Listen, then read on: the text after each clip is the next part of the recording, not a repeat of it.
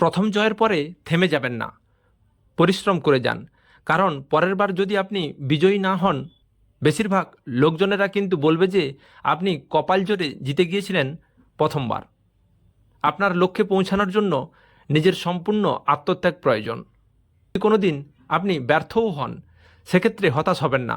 ব্যর্থতার অর্থ কিন্তু এটাই যে আপনি অন্তত চেষ্টা করেছেন।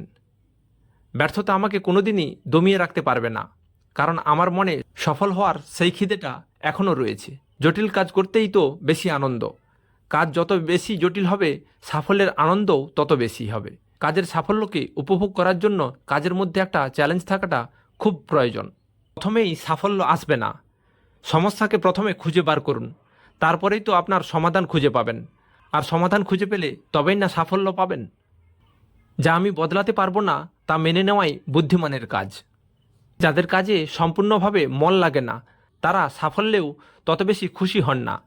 যে কাজটি করতে ভালোই লাগে না, তাতে সাফল্য হলাম না ব্যর্থ, এই বা এসে যায়। বিজয়ী হওয়ার সর্বশ্রেষ্ঠ উপায় হলো বিজয়ী না হলেও চলবে এই কথা মনে করে এগিয়ে যাওয়া।